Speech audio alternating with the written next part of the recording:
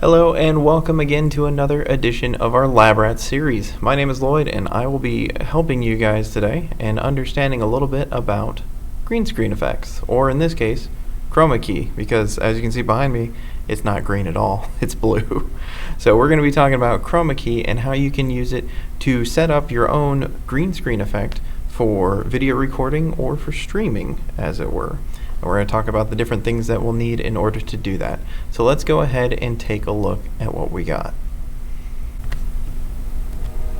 Alright, so what I'm going to do is show you a few of the programs that you might want to use in order to help you do this green screen very simply at home. I'm going to recommend two that are probably very well known to people who have looked into streaming before. The first is going to be OBS Studio. OBS Studio is an open source software that allows you to set up broadcast streams or do local recordings to your device. This can take on a variety of different video capture devices, audio capture devices, as well as capture your screen or windows on your computer as you're running them. So this is great for capturing video game gameplay or whatever you may be doing, like I am here, just moving around on the screen. The other one is Streamlab OBS. Streamlab OBS is an offshoot of OBS itself. Both are free to use. However, Streamlab is also streamlined so that it can help you get ready to stream very quickly with pre-made scenes and templates. Some of these are free for use. The more fancy ones with graphics, animations, and cool effects are going to be a paid for or subscription based. So depending on your budget, choose the one that's right for you. But in order to do that, we'll need to first go online and find them. So, to find them, simply open up a web browser and type in OBS software for the Open Broadcast Software generic version. It'll be the first link you can find there. You can even go to the download really quickly to select your download options. It works on the three major operating systems, Windows, Apple, and Linux. However, in most cases, you'll probably be using Windows if you're playing games. Simply download and install in order to gain access to this software. Now, the next one is Streamlabs. This one requires you to create an account, but it's not that bad. Once you've created an account, you can download and install this as well. So make sure you create an account so that you can start using their templates that they provide through their service. Things like these here, which are pretty popular and real easy to set up. Now once you have one set up, you'll want to open it up, and in this case you can see what I'm using here. It's simply OBS Basic. You have scenes over here on the far left. These are different setups that you can use in order to change what you're looking at. So for example, here's just me, or going back to my desktop view, which you can see this mirrored image because I'm currently displaying the desktop on OBS. So when OBS is on screen, you see all the way through, and it's like this cool effect. But I can also open up other windows and view those like I was doing before. You can name them anything, which is why I have just me as the name for my desktop option, and top video no chroma for this one. You can change those though, it doesn't really matter. And then next to those, you have your sources. Now your sources are going to be what's being captured, whether that be audio, visual, whatever you're doing, it's going to be a source. So you have to add those in. Now down here underneath you can see these plus and minuses. These are how you add or remove sources to a scene. So simply choose a scene first, in this case this one, and then simply choose a source by clicking the plus sign. Once you've done so, you can choose from what type of source you're going to be capturing, whether that be a browser on the screen, your entire display, a specific video game, an image, maybe a static background that you want to have, your audio, so microphones, or video sources, things like these cameras that I'm using. I have a basic integrated webcam on this laptop. Or if it's something like a video file, you can use VLC video source in order to run something like an image or a video in the background. So this could be something else. You choose what sort of source you're going to be capturing though, and then it appears in this sources list. Now, in order to capture video, you'll want that video capture device. And then once you have that, you're going to see this option here. This is going to be you setting up what video source you're using. Now, if you have only one on your device, like this one here, when you click the drop down, you may only see that one option. If you have drivers for things like cameras that you plug in through USB, maybe it's a webcam, or maybe you're using a DSLR and you have a specific utility, like our EOS webcam utility here, for capturing with the fancy DSLR camera that we have, you can set that as a source. Or if you want to do something like output your entire screen to something like a Zoom call, you use OBS as the video source itself. That's the OBS virtual cam. So you can output whatever you're seeing to another streaming platform like Zoom or Teams or Google Meet, and they'll see what's on your screen in here. So they'll be seeing this view here as your camera source. Anyway, once you have your camera selected, you'll appear on screen in some form, and you can adjust this using these options here. As you can see, I have these simple boxes that I can adjust the size with. You can move it around the screen as well. It's entirely up to you where you want to place it. But for most streaming platforms, you're probably going to have your image off to the left or right in some way, depending on the game you're playing and what elements on the screen you don't want to cover. But you can see here, it's covering a square. This is a simple camera. It's a 4x3. It's a very, very low resolution camera. It's not the best. This is an integrated camera, so it outputs this sort of square box. And as you can see, you can't see anything else on the screen that would be behind me here. It's just my current image. So in order to make that happen, we're going to be using Chroma Key to remove the color of this wall behind me so that you can actually see the desktop behind me. Now, the wall that I have here is very reflective, so you can see a change, sort of like a gradient in light. You actually don't want something like this as your main option, but this is what I'm going to be using today. You want something more like a solid green color or a solid blue color, something that's going to not have a reflective surface, as that's going to throw off your Chroma Key. So I'll show you some of the issues that we can run into here as well.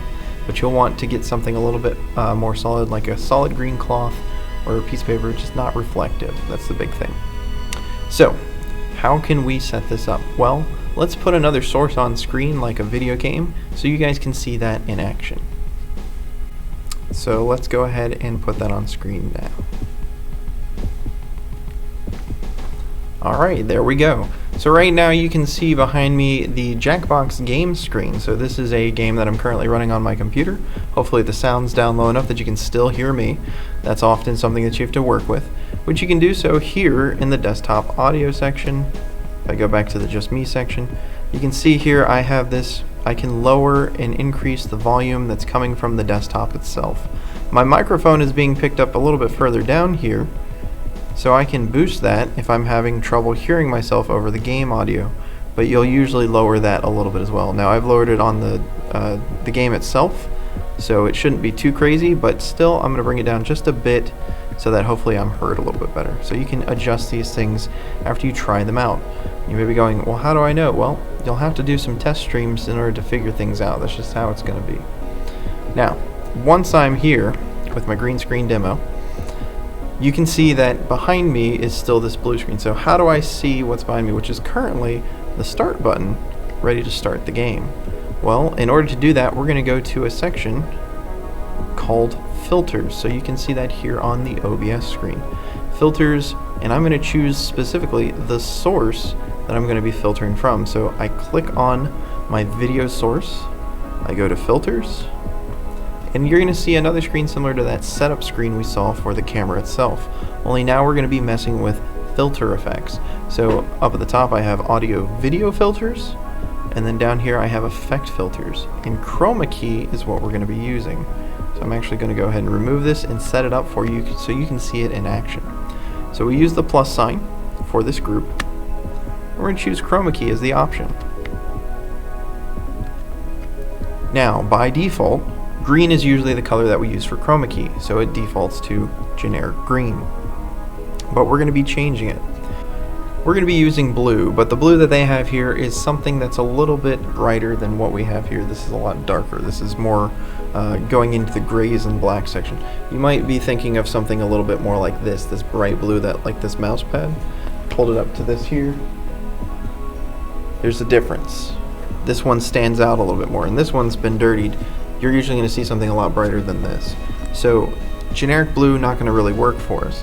What we're going to do instead is we're going to use a custom color. So when I go to custom here, I can actually choose which color I want to use. Now, once again, defaulting to that green, so I'm going to change that, hit select color, and a window pops up. Now I can go through here and try and match it myself, but there's a much easier option. It's simply pick screen color. When I choose that, a little crosshair pops up, and now it's reading the color, the hex color, that's being shown in the pixel that I'm currently hovering over. So it's looking at a pixel specifically.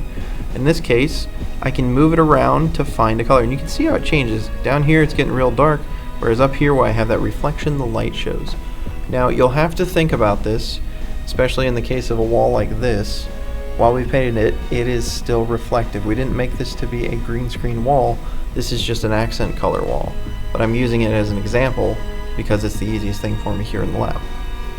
What we're going to do is we're going to choose the color that most encompasses this background behind me. So while I have the lighter up here, and it is definitely where my face is, I have a lot more dark blue space over here, a little bit further off to the side.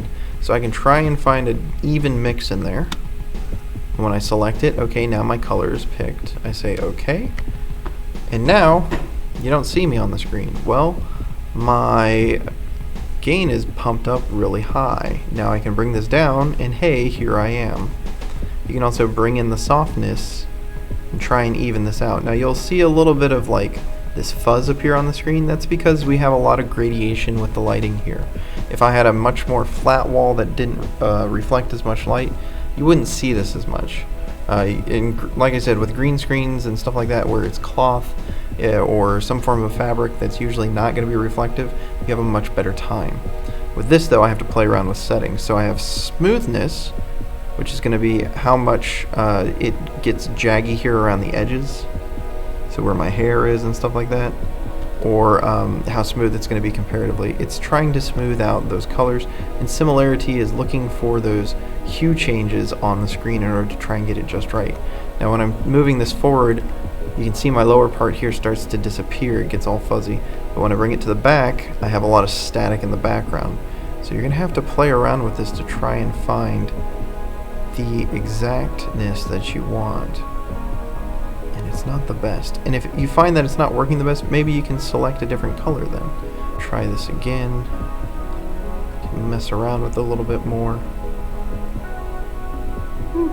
It's better. It's not the best. It's still probably as good as it's going to get for this. Yeah. So play around with those settings, but usually if you buy a green screen on its own, you'll usually be okay. You just need to make sure you get wrinkles out, because that's where you get those same gradations in light.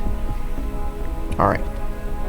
So now, when I've set that up, you can see behind me. So now you can see the screen. So I can go into here, and I'll actually switch back to my green screen demo. There we go, a little bit better. And you can see there's still that outline of the box. That's because I have that gradation effect and it's showing the static. So try and remove that as best you can and you won't have that box effect. But this allows me to then start playing the game and you to be able to see everything around it. You're not going to see what I'm currently in front of, obviously, because that's the thing that I want to be on screen, but you can see a lot more than if it was just a square of my picture. And that's going to be what you can do to set up your own green screen. From there you can record or stream out to a platform like Twitch or YouTube or Facebook, and you can then have those things be visible to your participants on stream. Or you can record it locally like I'm doing here, so that you can then edit it and put it out somewhere, maybe on your YouTube channel. This is a great way to play around with green screen, and it doesn't require anything other than a computer to run the program and some form of video camera that you can connect to your device. And then from there you can have fun with it. So now you can use this with anything. It doesn't have to just be a video game. You can use images too. So something like this that I have right here, this simple kitchen background. I can use this and make it look like I'm in a kitchen. I could put a cool scenescape behind me. Maybe it's like a space scenescape or something like that. You can have that set up and do your own sort of photo booths as well. So green screen is pretty fun at home and you can do it pretty easily. All you need is the software and a webcam or some sort of camera that connects to a computer. But that's going to be it for us. So this is setting up Chroma Key. Now next week I'm going to try and dig in a little bit more to streaming, hopefully showing you guys how to set up so you can stream to your own platforms. That'd be Twitch, YouTube, and some of the things with scene effects so that you can make it look really cool when you're transitioning between things. This is going to be part of our series here where we're working with audio-visual, another part of the lab which we've just started to explore, what with us being closed to the public currently. So we're going to try and show you guys some of the cool things we've been learning as well. We'll have other projects going on too. I still have the mask that I'm working on, so check our Instagram to see progress of that. And we are going to be doing things like this Jackbox game here. We do these on Fridays on our Discord channel. Go ahead and check the description for a link to that. It's open access and we accept anyone of any age. We have it separated though, so if you're a teen you can join a teen group, or an adult you can join an adult group, and we can play games on Fridays here. That's our Jackbox Friday. And as always, it's been a pleasure. You guys have fun. I will see you next time. Bye guys.